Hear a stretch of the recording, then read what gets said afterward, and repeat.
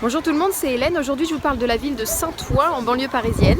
Alors c'est une ville qui est intéressante parce qu'il y a à la fois des quartiers très populaires et des populations plus bobos on va dire. Et le petit groupe de jeunes filles que j'ai rencontré aujourd'hui illustre bien ce mélange. On va voir ce qu'elles ont à dire sur leur quotidien.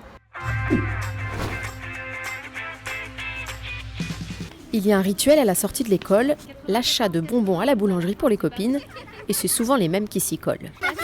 C'est notre petite boulangerie.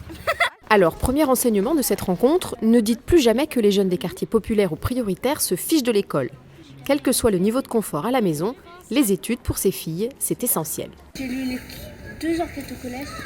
Le 3e que j'ai acheté, qui fait 245 pages. Quand je m'ennuie, je lis un livre. Et aussi pour apprendre des mots. Et moi, pour développer le langage. Moi, c'est pour progresser en lecture. Oui. Pour l'école et pour le fun. Si tu travailles bien, tu fais bien tes études et que t'as un bon métier. tu redoubles pas, non, on peut redoubler mais avoir un bon métier. Et du coup, ça vous fait un peu peur de ne pas réussir un contrôle, des choses comme ça? Oui. Si on réussit l'école, on réussit la vie. Hein. Oui.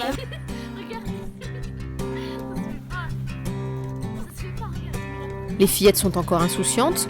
J'ai envie de te dire un truc, Safia. T'es ma sœur séparée. Mais elles ont tout de même conscience des difficultés de leur quartier. Elles baissent un petit peu la voix pour en parler. Au bout de la rue, il y a des personnes. Voilà, des voyous.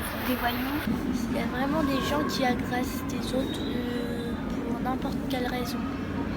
C'est bizarre. Oui. Et ça te fait peur? Oui, ça me fait beaucoup peur. Heureusement que j'habite à côté. Côté loisirs, les 4 amies ont les mêmes envies. Miss Pérégrine et les enfants particuliers, j'ai trop envie de le voir.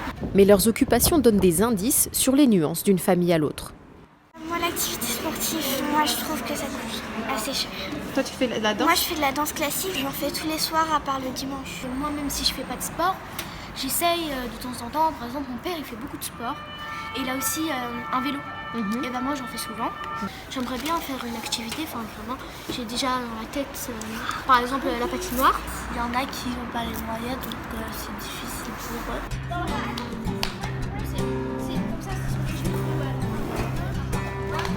Voilà, c'était la réalité contrastée de ces fillettes de Saint-Ouen. À 9 ou 10 ans, on commence à percevoir les inégalités, mais ça n'empêche pas l'amitié. Et puis, comme on approche de la présidentielle, j'ai demandé à ces fillettes quel serait leur programme si elles étaient, elles, candidates. Regardez.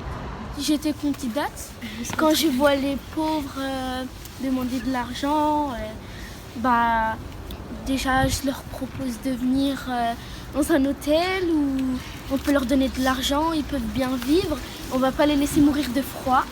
Moi, si j'étais candidate, je proposerais Que chacun ait les mêmes droits.